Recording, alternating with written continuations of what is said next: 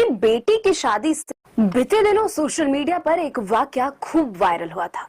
हुआ कुछ यूं था कि बेटी की शादी से मात्र 9 दिन पहले सास अपनी ही बेटी के होने वाले पति के साथ भाग जाती है, यानी कि अपने दामाद के साथ। आरोप यह भी लगा था कि सास सपना देवी अपने साथ बेटी की शादी के लिए रखे 3.5 लाख रुपए कैश और 5 लाख रुपए के जेवर भी अपने साथ लेकर चली गई थी। इतने दिनों तक फरार रहने के बाद अब सास दामाद को पुलिस ने अपने हिरासत में ले लिया है। अब सास ने अपने दामाद के साथ भागने की पूरी कहानी सुनाई है और पति को लेकर भी हैरान करने वाले खुलासे किए हैं।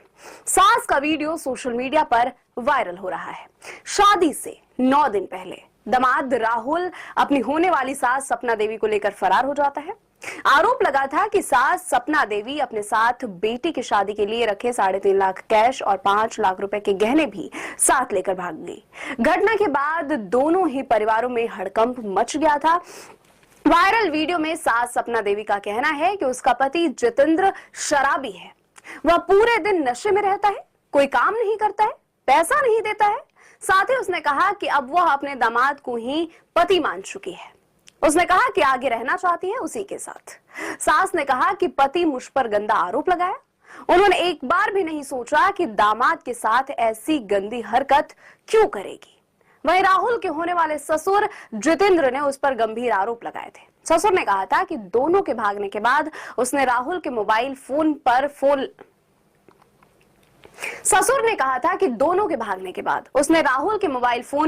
फोन लगाया था।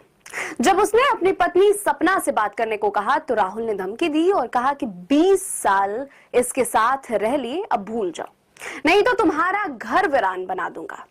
वहीं जितेंद्र ने यह भी कहा कि अगर एक बार उसकी पत्नी सपना उसके सामने आ गई तो वह उसकी जान ले लेगा। फिलहाल इस समय दोनों अलीगढ़ के मडराक थाने में है। पुलिस दोनों से बारी बारी से पूछताछ में लगी हुई है।